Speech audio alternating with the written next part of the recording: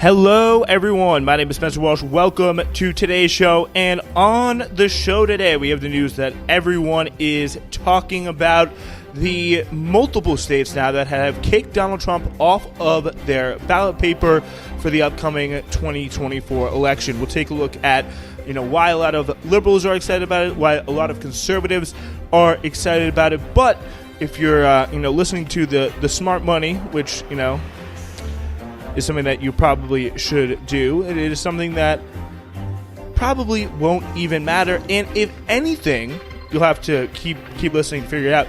If anything, it may help Donald Trump and his campaign even more. I'll tell you why for our first story today. Of course, we are keeping you posted as well with everything related to the war on Gaza, including some of the latest updates in the UN and analyzing some of the political fallout and how Biden is reacting to it.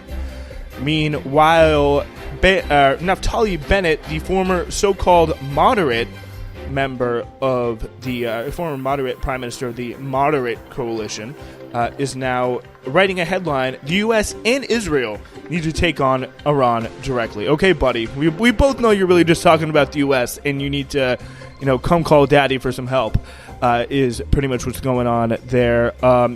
Also, we will get to a pretty incredible story at the end, if depending on how close we are to a half an hour, of a former career U.S. diplomat charged with secretly spying for Cuban intelligence for decades. Really, pretty incredible look into how he did it in the AP that I want to get into if we had some time.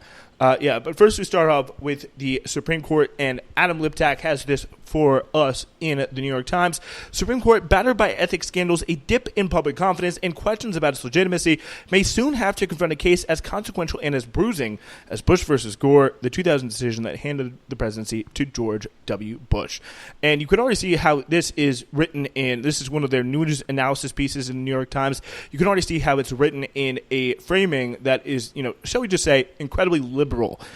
No, this case is not going to be as really kind of consequential and or bruising as, for example, the Dobbs or Bush v. Gore 2000, because of the fact that, frankly, very few people outside of the New York Times, New York City metropolitan area, D.C. bubble, nobody is paying attention to this. Nobody knows that Trump was kicked off the ballot in these states. And if they do, they're like, wait, why? This is not something that makes a lot of sense to a lot of people, because, people are pissed off about they don't like, Trump reminding them of the January 6th riots was never never going to be a political winner for him, and complaining about the 2020 election is never going to be a political winner for him.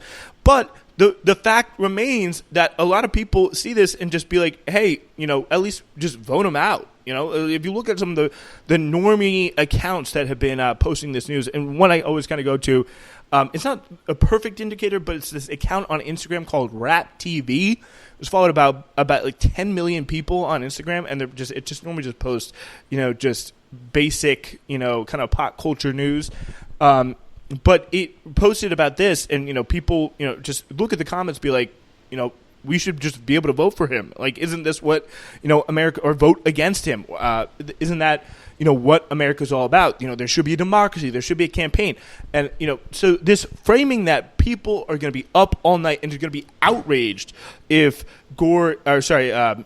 if Trump isn't taken off the ballot is a little bit fanciful. I mean, I'm sure people will be really outraged in Midtown Manhattan and the Upper East Side and, respectable places like Northern Virginia, but it's not going to be something that is going to really damage the Supreme Court, because people, by and large, already, the Supreme Court is just about as damaged as it could be.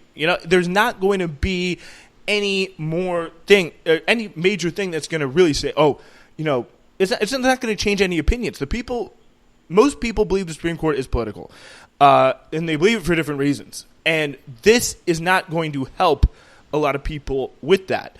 So already here, first paragraph, the framing, incredibly, liberal and incredibly, I guess, bubble-fied, if that's, if you allow me to use that word, because it is very much the same framing of, people are really going to care about this Trump scandal. They're really, really, really, really going to care about that Trump, but then, of course, nevertheless, he wriggles his way out of it. And as you can see, he is from the point he was in the beginning of this year.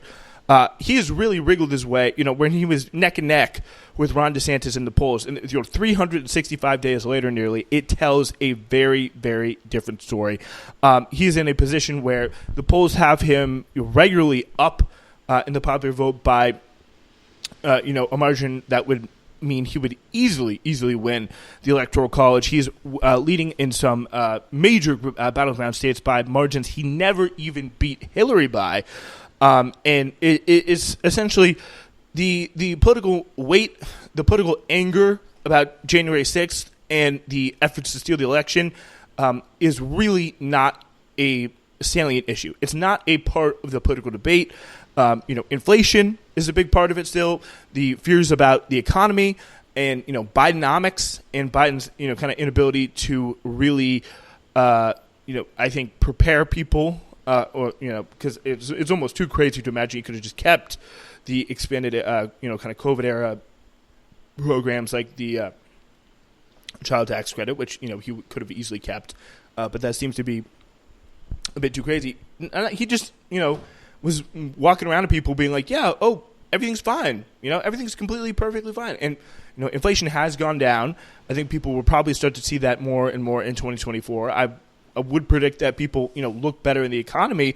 But, the point is, these fundamental issues of the election, liberals right now in New York City, in Washington, D.C., and all these high, kind of Northern Virginia, all these kind of highfalutin establishment places all across the country, they are not worried about this stuff. They are not in any way preparing themselves, acknowledging the fact that there is a U.S.-funded I will bet you $100,000.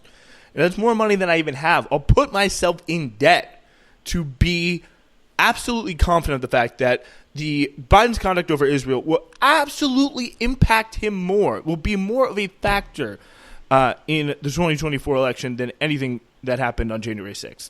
That is borne out by every poll. That is borne out by, the feelings on the ground. It's borne out by, I think, Biden's approval rating and by the massive, massive surge in popularity that Trump has seen. If you take, point A being at the beginning of this year and point B being today, December 29th. Like, it is a completely different ballgame, and it is so clear to see. Until 10 days ago, Justice said, settled into a relatively routine term. Then the Colorado Supreme Court declared that former President Donald J. Trump was ineligible to hold office because he had engaged in an insurrection. On Thursday, relying on the court's reasoning, and I think, by the way, Colorado allowed Trump to appear on the ballot, California, even, the most liberal state of all, allowed them to, appear on the ballot, which I personally find to be, quite funny. Because, again, the most liberal state just saying, whatever. But again, everybody, and, the question is, the headline of this article is, how is the Supreme Court going to rule on Trump's presidential run? We know they are going to allow him on the ballot. We just, it's a 6-3 conservative majority that Trump put in there. Even if John Roberts flips, and he wants to, maintain decency and normalcy, that would be, still not enough. He wants to get Trump out at all. But even still, the decency and normalcy argument that the Supreme Court seems to run by is probably going to be best served by the fact of saying, hey, we can't allow somebody who is one of the major nominees of a major American, one of the presidential nominees of a major American political party to be taken off the ballot. We can't allow that because that may cause like a civil war. That's what people are worried about. It is an absolute. It's like, hello. You think if you're worried about what Trump's going to do if he loses the election, which, by the way, is a quite fanciful thing for some Democrats to be worrying about right now. How about you worry about winning the election, period? Then you could worry about what Trump does if he loses. But even if he's taken off the ballot for a reason such as this, and you're worried about, what are the Trump supporters going to do? I mean, this is what's going to incite them more than anything, not giving them a chance to compete in the presidential election. And the fact that this effort is already in place is only going to mobilize Trump supporters more. It's only going to play into that image that Trump is the persecuted one. Everyone on the liberal side, everyone on the establishment side, everyone that really a lot of this country either hates or knows does not have their best interest at heart. They know that these people know that the establishment, quote unquote, broadly speaking, in the kind of independent voter mindset, the establishment is going to come after this guy. And that is Trump's best weapon. That is his best asset. So, that is how you motivate people at the time of an election. Just threaten, to have Trump pulled off the path. And he's going to be going around saying, obviously, probably, when in all likelihood the Supreme Court overturns these decisions, he's still going to be going around in all likelihood being like, they're trying to take me off the ballot. They're coming to get me. I'm the outsider. I'm not the politician.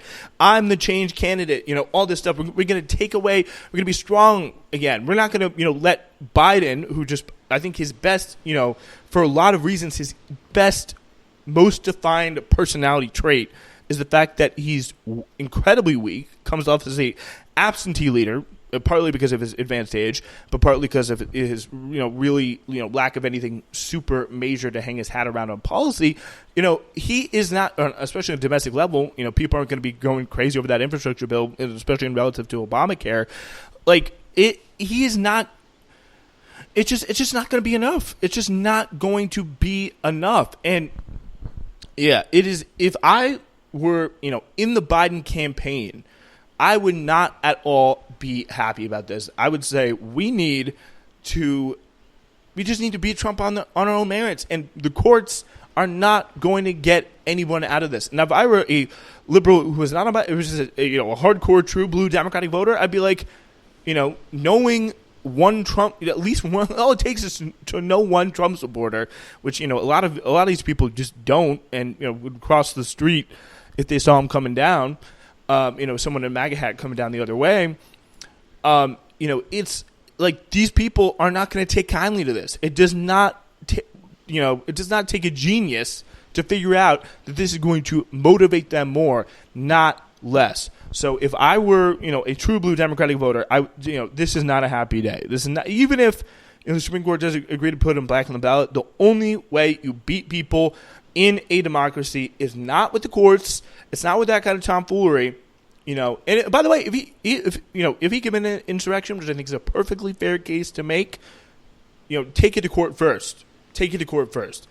Don't put it on the ballot, or don't, tie it to the election. He's already in trial 6 different ways to Sunday. Maybe if you're lucky, you can get him, kicked off through a normal court process then. But until then, when you don't have any convictions, when you don't even have any charges, taking him off the ballot is only going to incite people a lot more, even as just for the court to rule in his favor anyway. So yeah, really just another kind of classic example of liberal stupidity there. Just kind of had to get that off my chest. But we do have to go really go through some quick updates here on all things Israel-Palestine. So we start with the UN Security Council, an address from Palestine's UN envoy saying the wide-scale destruction of Gaza by Israeli operations has made it clear that their sole goal is forced displacement. Israel's security forces say they have neutralized a man who stabbed 2 people in an attack at a Masmoria checkpoint in the south of occupied East Jerusalem. This, again, keep in mind, a place where we don't really talk about it now, but there's rampant settler violence, especially since October 7th, not just in East Jerusalem, where there always has been settler violence well before October 7th, but throughout the West Bank, where hundreds and hundreds of people have been killed since October 7th with very little coverage. At least 35, and by the way, massive amounts of raids on Jenin with no clear, which is also, by the way, in the West Bank, with no clear, military purpose that was even stated. They didn't even bother to, make up some sort of, evidence-free falsehood to justify it. At least 35 of the people have been killed in Nuseirat and Maghazi refugee camps, which is, by the way, what Sibi Hotovely, the Israeli ambassador, called a safe zone on British TV the other week. Israeli soldiers have fired at an aid convoy as a return from northern Gaza along a route designated by the Israeli army, according to a director of Affairs in Gaza, UNRWA Affairs in Gaza, Thomas White. So again, that is something I think that is absolutely shocking to see. It not shocking or surprising really in any way, but really stark in terms of what to go to the point of the Palestinian UN envoy that this is a clear attempt at a genocide. This is a clear attempt at trying to starve this entire population of life, of any sort of decency. It's either death or forced displacement.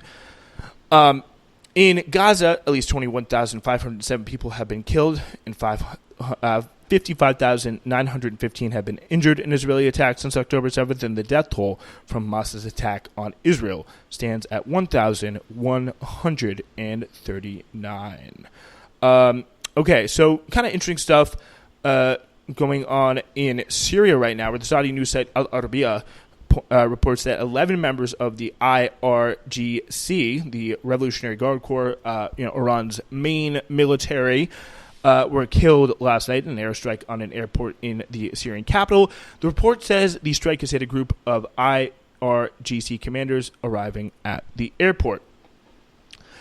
News source I can't tell if I think it's Al Monitor, reporting unnamed Israeli military sources, says the U.S. has been slow to supply Israel with needed weapons and ammunition. The report says that also, according to a source in Israel's ruling coalition, Israeli Prime Minister Benjamin Netanyahu's failure to discuss post-war plans for Gaza during yesterday's war cabinet meeting was a result of a threat from far-right Minister Bezalel Smotrich, which is very interesting to follow.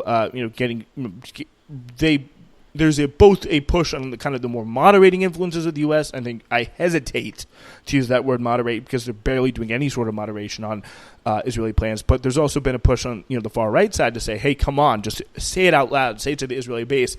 People like Bezalel Smotrich pushing Netanyahu to say, hey, we're going to come in and we are going to absolutely going to turn Gaza into annex Gaza fully and clear it of its Palestinian population. So far he's trying to play both sides against the middle. Netanyahu is, which is always a very interesting decision. But there is reason to believe, especially with the 20 ships full of weapons and hundreds of tanks that have been coming over. I think it was 12 cargo planes and 20 ships or something like that have come over the last few. I think the last week or so. And then that was, before there was a $147.5 million arms sale that Antony Blinken approved. This was just 16 minutes ago, where the Pentagon announced earlier today that U.S. Secretary of State Antony Blinken authorized a prospective sale of M107 and 155 millimeter projectiles and associated equipment to Israel, valued at $147.5 million, by passing the customary congressional review process. The M107 155 millimeter is a highly explosive projectile used by many countries. According to the Pentagon, Blinken determined that an urgent situation necessitates the immediate sale of military equipment to Israel, leading to the waiver of the standard requirements for congressional review. It's emergency, guys. They really, really needed it because they've dropped all their 2,000-pound bombs, so we need to send them more. That's the next thing you're going to say. So again, it does seem to be we're getting kind of conflicting reports, but I think there's definitely a lot of cope and incentive, to say, put it mildly, in the Israeli cabinet to be like, always come up with the position that Joe Biden can never send us enough weapons and money and all that stuff. And they're coming a little slow, which means they're not, getting, overnight shipping, or whatever the weapons equivalent of that would be. But they're just coming, slightly late. I don't want anyone to be listening to the show thinking, Biden may finally stop sending aid to, a genocidal regime. Nope. there's some more that was just approved today. I think it's important to say. There has been some pretty serious, signs and indications of a possibility of some sort of, I think tough conversations, but unfortunately, with Joe Biden, we are still at that stage of, tough conversations, and that seems to be just about it. It's important to kind of understand, because there's obviously going to be a big, for American audiences, you're going to hear a lot of mainstream people trying to say wink wink nudge nudge, Democrats out there, Biden's really trying, he's doing something.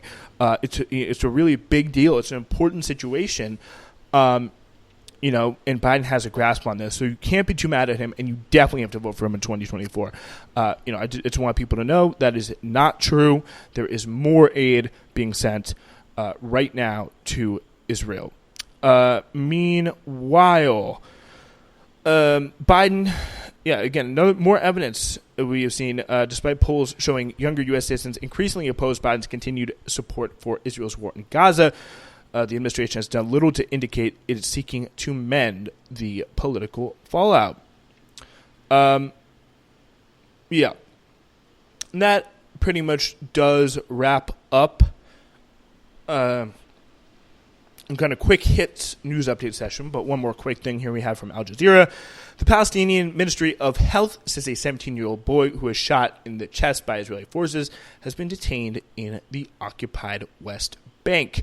And this is not the Hamas-run Ministry of Health. This is the one in the West Bank.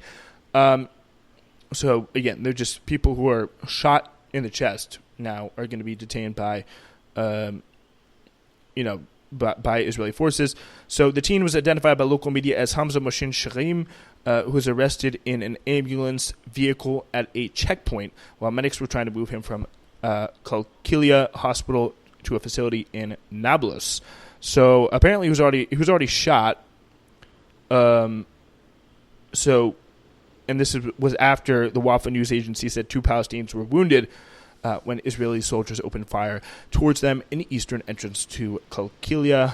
This is the Kalkilia hospital where he was, and they were trying to move him to a facility in Nablus, but was detained at the checkpoint. This is somebody who was already undergoing treatment for a bullet wound to the chest. It was two guesses as to how it got there, either from Israeli military or Israeli settlers, and then he was detained by the Israelis operating the checkpoint.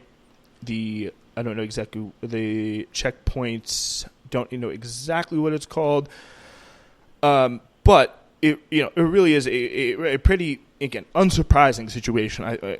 I have to emphasize, as we have seen, just time and time again, evidence of blatant disrespect for Palestinians' health, Palestinians' medical treatment, and just making that violating any and all laws of war or respect of casualties or anything like that, in the way of, or to the end of harming.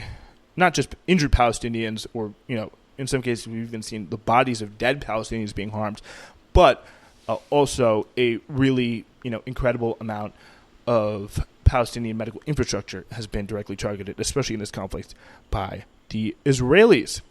All right, so time to take this on here by Naftali Bennett. This is a piece in WSJ Opinion saying, the U.S. and Israel need to take on Iran directly. Hamas and Islamic Jihad, backed by Iran, massacred 12,000 Israelis on October 7th, resulting in full-scale war in Gaza. Hezbollah, also backed by Iran, has launched more than 1,000 rockets at northern Israeli communities since then, risking regional conflagration. And again, who started, kind of preemptively attacking Hezbollah first after October 7th? We know who it was because, some people have memories longer than goldfishes. But again, he's essentially trying to make the case. Notice a pattern. The Iranian regime is at the center of most of the Middle East's problems and much of the global terror. Yet, inexplicably, almost nobody is touching it. For the past 45 years, by the way, again, there has been a brutal sanctions regime for the past 45 years in Iran. Depriving it of any ability to, moderate depriving it any ability to, feed its people, and times, blocking some food and medicine in a way that the UN has absolutely, flipped out at the U.S. especially during the Trump administration. Over the years, the pre-Obama, I think Obama is a big exception to the rule of this because of his efforts to make the Iran nuclear policy, but Biden has been absolutely horrible in relations with Iran, giving them, no incentive to change their ways, just promising, increased punishment, increased, increased sanctions, and then just a choking on the neck of all, Iranian civilians, even as their government continues to do some absolutely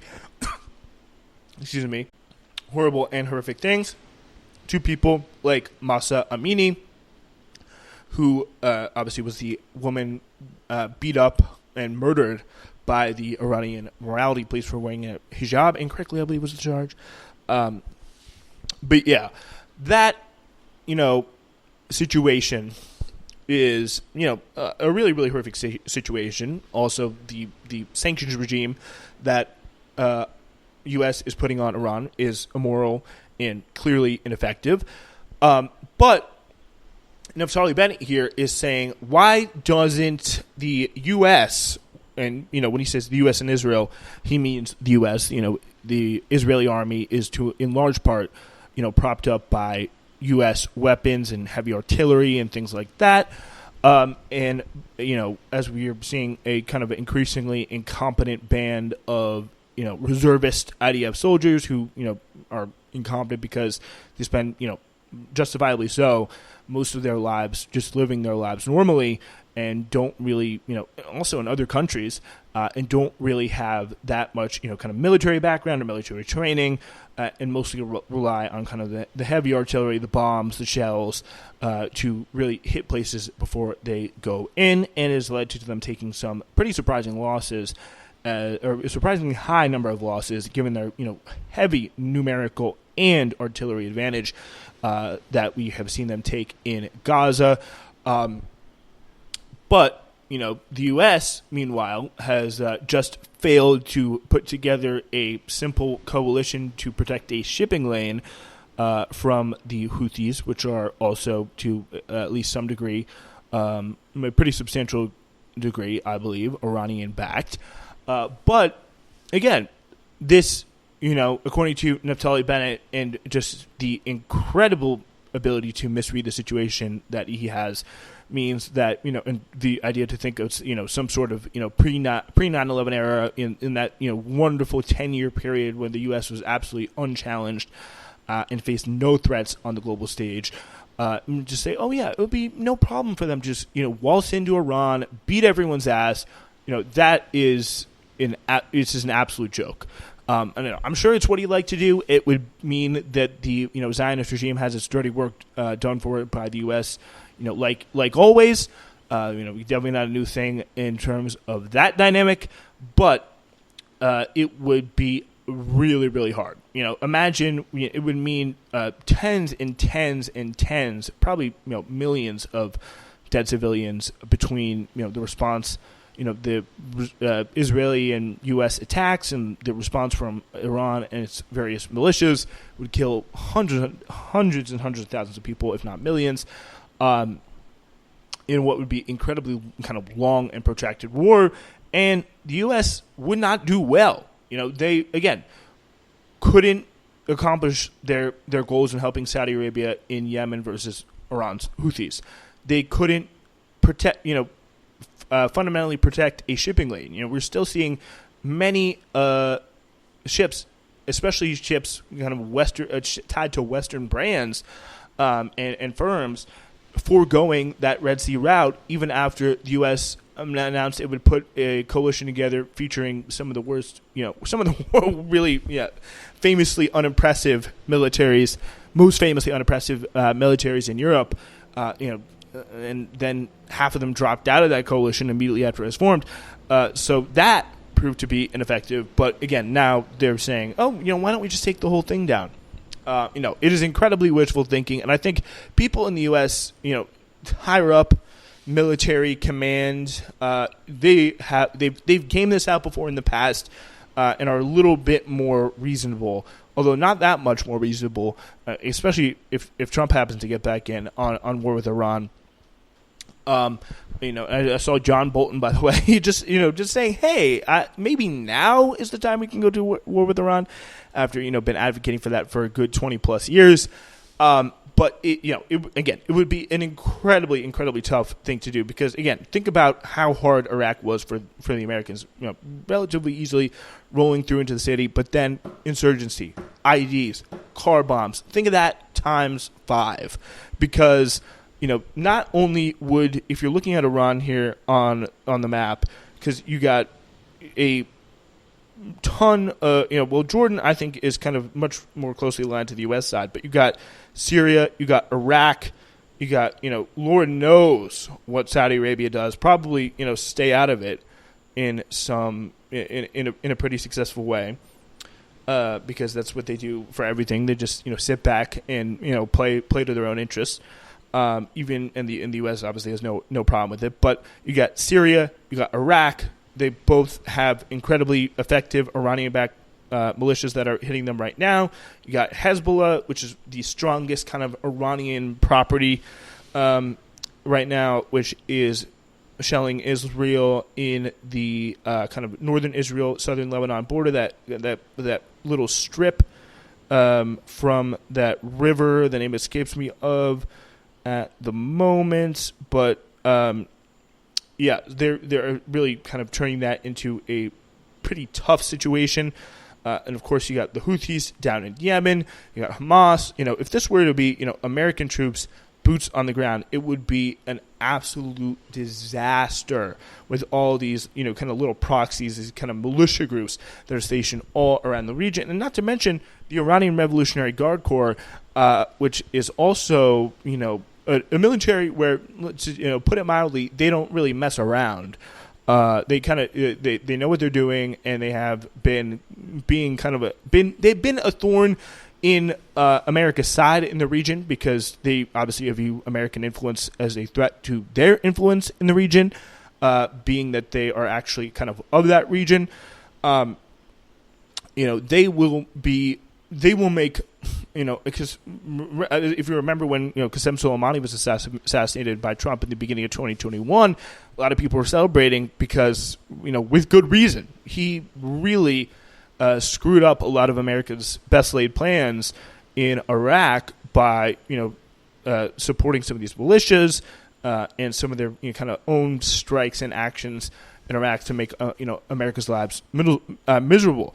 This is going to be a good chunk of the entire Middle East, if not the entire Middle East, would be dragging the situation from Yemen to Oman. Again, Saudi Arabia has no independent military power to speak of, so it'd be interesting to see what happened to them. They'd be placed under a lot of threat. Kind of same with Jordan, and it would be an incredibly bad situation where the U.S. allies are fundamentally unable to defend them on the ground and on the situation, and also you have a really kind of tough situation for the Israelis as well, because they would have more military firepower than Saudi Arabia or Jordan or something like that, but they would also have to contend with the militias, which they're not even really contending that well with Hamas, so it's going to be a pretty tough situation.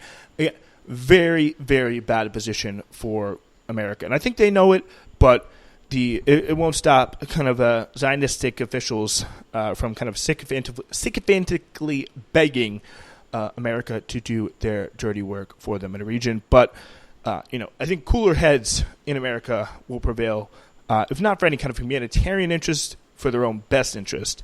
That war with Iran would not go well. It's not the way to deal with their incredibly despotic, ultra-religious regime. All right, that's all the time we got for you guys today. This has been Newsflash. We will be back on Monday. So we'll see you then.